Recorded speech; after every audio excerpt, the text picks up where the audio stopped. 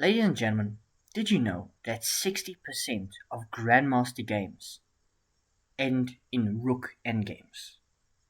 And according to Jose Raul Capablanca, one of the greatest world champions ever, you must first study the endgame, because a mastery of the endgame will lead you to a mastery of your openings and middle games, which must always transition into endgames.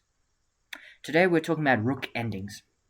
Rook endgames. We covered pawn endgames in great detail yesterday. It was a great video. You should check it out. But today we're talking about Rook endgames, and most specifically 3 very specific positions, and then some general thoughts on Rook endgames. Hopefully there'll be a second part to this, but watch this as many times as you need to. It is a little bit technical, but if you can master these positions and these techniques, you will win games that will otherwise be drawn, and you will draw games that will otherwise have been lost. So let's have a look.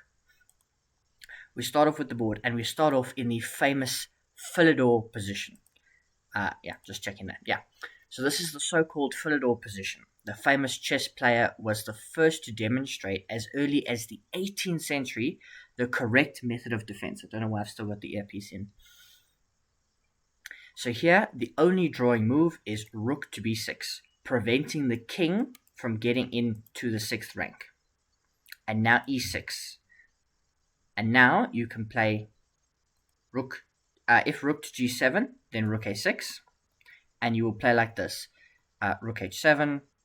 And once the pawn gets to the 6th rank, or the 3rd rank, depending which way it's going, you bring your rook all the way down, and you start giving checks. Actually, I don't know why my computer's so slow, but you start giving checks. And the king can't escape, or the pawn will be won. And that is the main idea, because the moment the king gives a check, your king, provided it is in front of the pawn. This doesn't work if the king is somewhere behind the pawn, because then this king will run in front of the pawn. So long as your king is in front of the pawn, you can, once the pawn gets to the 6th rank, you can bring your rook down and give checks and harass the king, because they can't jump in front of the pawn. And every time they run away, you go and after that pawn. Because remember, if you trade rooks, it's a drawn game. And this is the main method for drawing. But let's have a look at a different position. So here the pawn has not yet gone to the 6th rank. Now, in this position, you can see the rook is not on the 6th rank. So in this position, if white is to play, they will play king to f6. And this is potentially winning for the white pieces. But it's not. Because later on, the second defensive method in the Philidor position was discovered. And it's rook e1. Rook e1 is the key idea. Because even if you've got king e6, you can play king f8, escaping mate. And then this move, king f8, is undoubtedly correct. The king goes to the short side. So you see this pawn is an e-pawn, right? So you want to be on the short side. You see there's only 3 files on this side. You do not want to go here to where there are more files. You want to be on what's called the short side defense. There's only 3 squares going this way. There's 4 going this way. So it's important to play short side defense, so that when the king goes this way, your king always has escape. King d8 is a mistake and we'll lose. And now if we have 3, rook a8, so if the king went to d8, you've got a problem, because now king to c7 and your king gets too far away. And then, it's like rook e8. And you can you can try and harass, but eventually you'll get to this position. So king f8 is the way to hold this. And now you've got a position very similar to the Philidor, where they can give a check, but you'll come up. And they can't get away because you give checks and they can't blockade the pawn. And this is the Philidor position. A reminder, let's go back to what the main idea looks like. And it's something like this, right? If we've got like e6. Once you go here, e6, you just play rook b1. And you start harassing the king from the back. So let's say you play rook a8 check. Okay? King e7. Rook a7 check, king e8. Okay? Now let's try something else. Let's bring the king up. Okay? Doesn't work because you've got rook f1 check. The king can't come forward. Let's say they try to play like rook g7, king g7. Now you just play rook g1 check, and the king can't get away. And if they, let's say, go king h7, well, now you've got a few moves. You can play a few moves on this file. I don't think play rook e8. I don't think. Yeah, no, this is the hold, so you can go and attack the pawn. Because then if they push the pawn, you just take it, and you, in this case, force a rook trade and draw the game. So this is the main defensive idea. Once the pawn gets to the 6th rank, so long as your king is in front of it, you can then drop down and give these lateral checks, or these, vertical checks all the way up the board to stop the white king getting through. And they can't mate you. And remember, just down the short side, because we saw in this example, if king d8, you've got a problem here. It's a slight inaccuracy. Rook a8 check. King c7, though, doesn't lose, but you're starting to lose the thread just a little bit. Table base, when we pull up table base, let me just pull it up. There's no winning moves, but there's a whole lot of drawing moves, but you start running out of them. A loss here would be rook a1 or something like that. Anyway, I hope this helps. Let's move on to the next position.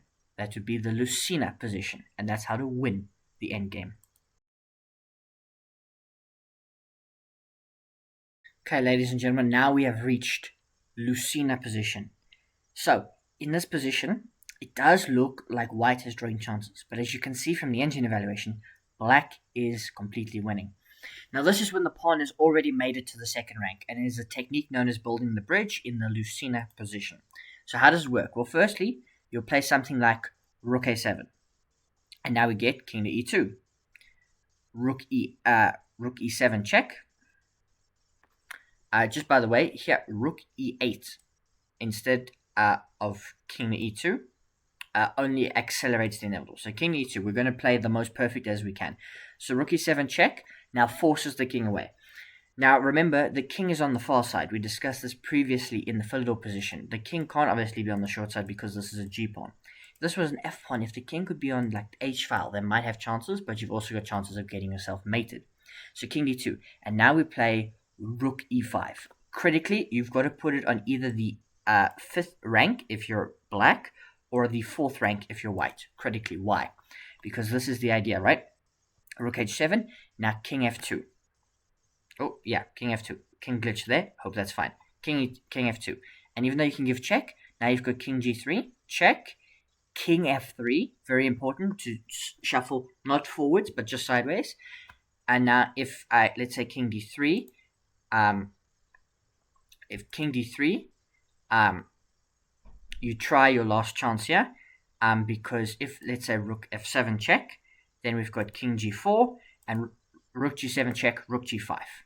This king is too far away to stop the pawn, so you would trade rooks, and the king does not get close enough. And you queen, and you win the game.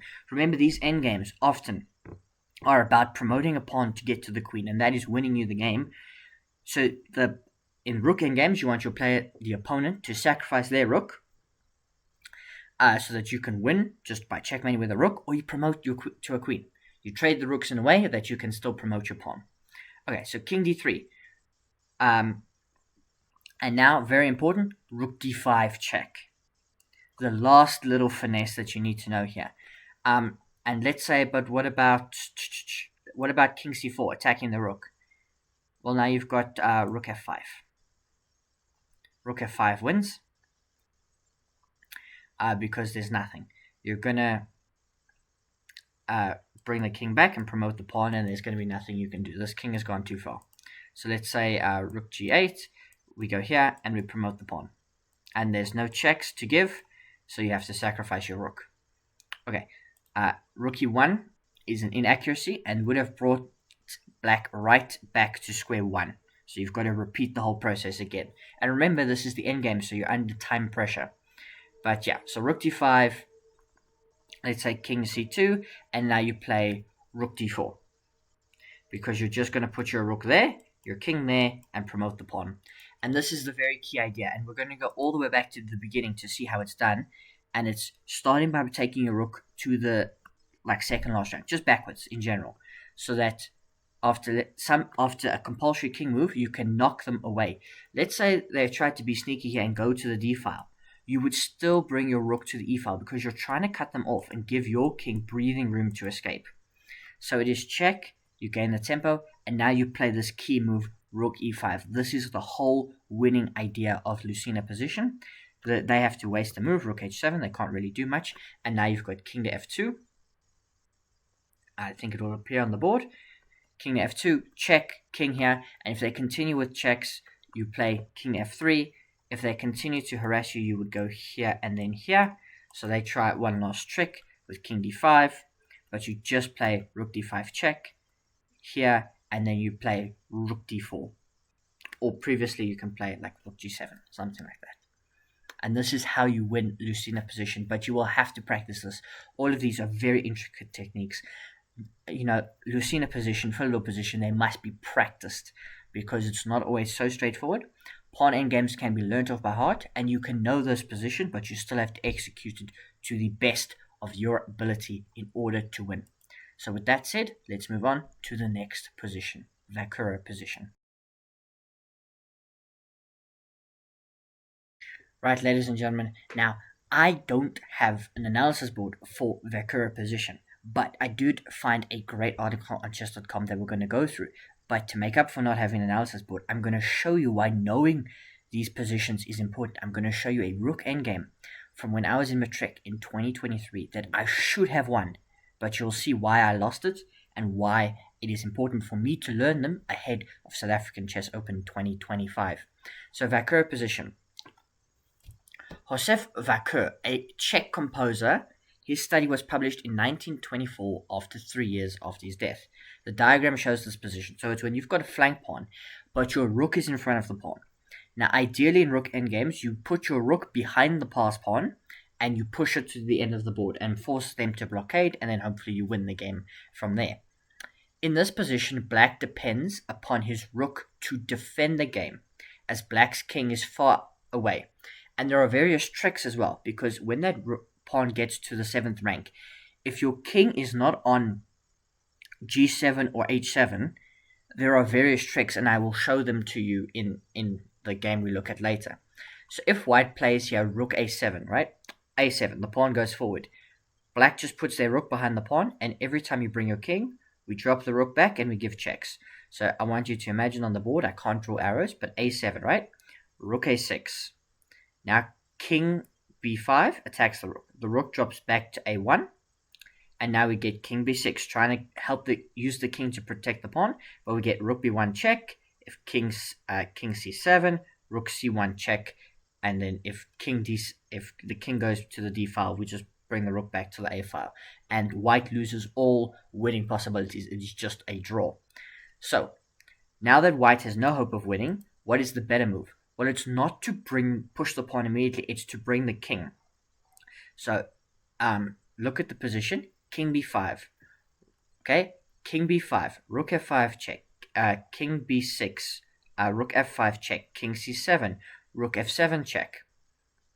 Oh no, king e6, yeah. So, it's king b5, rook f5. Here, white's king must not be allowed to protect his passer and release the a-rook. That's the thing. If white can successfully get their king to somewhere like b7, and you don't really have a check, then the rook can move, and then the pawn can push. The way black is drawing this is because the rook is in the way, so white needs a whole move to get the rook out the way before promoting the pawn. So that's why it's very easy. If you play a7, the rook slips behind. So you want to bring your king close, and you want to try and avoid checks.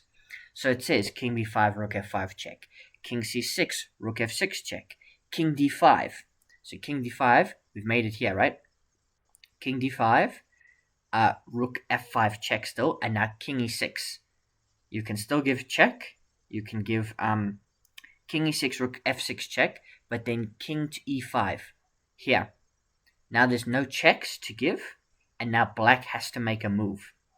So they play like something like rook b6. So they bring their rook all the way there, and now you can play after, where is it?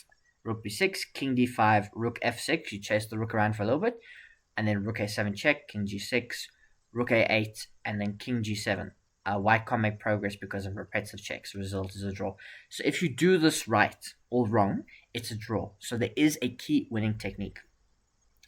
The above position is the study of the great German player Sigbert Tarrasch. You may know him if you've studied various openings, Tarrasch openings. He knows a lot. He was a fantastic, fantastic player. He initially believed that the position was a win for white, but later he changed his views. He initially considered that 1. White intends to bring his king to the a7 square, release the captive a-rook, and win the game by promoting his pawn. And 2. Black's king is unable to enter the play because of the skewer threat. Now, what the idea is, if, let's say, you play king f7 and the pawn's on a7, you can play rook h8, because if black takes the pawn, there's the skewer on the 7th rank that wins the rook. Initially, Tarash tried the path from here of like king f2, king f7, king f3, king f... I don't know how king f7's played twice, but anyway. a7, white is threatening to play either rook h5 or rook e5 check to win. If the play continues with white set up the skewer. Tarash also envisioned another passive defense with white making a lengthy route with his king to a7. However, when Vancura's drawing method was published, Tarash changed his assessment. Now black should play as follows. So Vancura position is a draw. In theory, it's a draw. Let's show you why I should know it and it wasn't a draw. So here, we've got this rook endgame. I've got the white pieces, so I'm up 2 pawns. It is plus 3.5. This is a game I should win, which means I will not be winning this game. So in this position, I played rook a4. I played a4. I just pushed my pawn. They played rook c6. I played rook a8. So you can already see the makings of these two pieces of a Vancura position. Rook g6 check, king here. Now I've got to make sure I don't get mated. So king f3, now I've got to give check and allow my king to get out. And I get my rook behind the pawn. So I'm even, made that position better. And, I pushed my pawn. King f4. My rook gets kicked back, and now I can't defend my pawn. It goes down with check. And here the game's a draw. Why is the game a draw? Because normal Vancura position, the king is like over there. Over there. This king is already too close. But king c3, and I push the pawn. And I get the pawn after I attack the rook. Also, here, I don't understand why I didn't play a7. Oh, because I'm in check. That's why. So I attack the rook drops back, and they give one more check, and I go the wrong way. By the way, Rook Endgames, bring your king closer to your pawn. I should go here, right? I should just run to help my king, like my pawn. This black king now gets shielded, a concept we learned in the pawn endgames video from yesterday. It should be in the endgames playlist. So for some reason, I went the wrong way, and then they played rook a8. And now king f5, king b3. And, it was winning, but no. So here, I'm winning if I simply play, king to e6 or king to e5.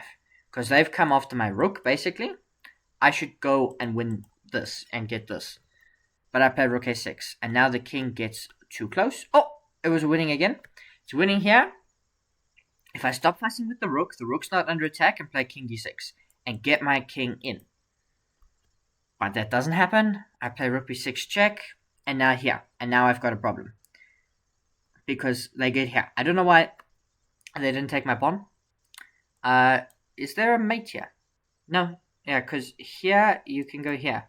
And then we like trade rooks. Or we play this boring endgame. Anyway, king a6. And now I play rook 8 check. Here. Check. And he takes my pawn. And here we gave check. Here. And I traded rooks. And the game was a draw. But my coach spoke to me afterwards. And he's like, in this position, right? Why don't you just play like... instead of giving a check, why don't you just bring your king? Because this king's cut on the back rank, and this position is still a draw, but there's still winning possibilities. Key techniques for rook endgames, right? There's 5 things that you've always got to be mindful of. That's activating the rook, right? You can't have your rook sitting passively defending something. Look, you might need to. It might be the base of your pawn chain and stuff, but then you are really, really bust. You've got to try and get your rook as active as possible. It must be creating threats or going after weaknesses. B is cutting off the king. If you can, we saw that in Lucena position. You cut off the king. We've seen already how powerful the king is in endgames. If you can keep it away from where the action is going on and use your king and your rook and your pieces to outmaneuver your opponent, you're doing really, really well. C is checking from behind. And that's a defensive resource, keeping checks from behind in like the Philidor position. And that's converts if the attacking king gets shielded. So defensive resource, giving checks from behind. You've got to keep checking out the behind of the black king. Don't clip that out of context. D is pawn coordination. Now, you see in this endgame that I just played, I needed to coordinate my pawns better. I just pushed the one pawn 2 squares and lost it. I needed to make sure they were both marching down. Ideally, you've got 2 passes, but you've got to coordinate that you're creating multiple things and coordinate your pawns in such a way. Now, what do I mean by that? In this example, I should have brought my king with the one pawn up the board and used it as a decoy and had the other pawn promote. I had 2 pass pawns. In other positions, it might be that you've got a pass pawn, but you're also playing on the other side and looking to create pawn weaknesses or locking up structures and creating weaknesses for your opponent. Even if they're not pass pawns, they've got a backwards pawn or they've got something that can be a target that your king can get at. And finally, it's time management in practice. Show how these positions, right, like Lucena position and Philidor position and even Vancura position, like you saw when I misplayed it now, you've got to learn technique, because in time pressure you can make serious mistakes. Like, I cannot tell you, since I learned this, like I haven't mastered it, but since I've learned this, right, and I know what the technique is, I've seen like master level players in time pressure forget how to do it. Like they miscount squares, or it's like end games are so difficult. So you've got to make sure A, you've got enough time to play it, B, you know the technique. If you know the technique, it makes time management so much easier, because you're looking at fewer things to calculate. You know what the general plan is, and it's only 1 or 2 tricky moves that you've got to double check. So time management, knowing the technique, and all really of these 5 points that I spoke to you about, activating the rook, cutting off the king, checking the behind, pawn coordination, and time management. 5 key principles in Rook Endgames and techniques. Please tell me in the comments if you found this video helpful and what I didn't cover and what I should cover in a future video. But otherwise, I will see you very, very soon for more Rook Endgame stuff. Cheers.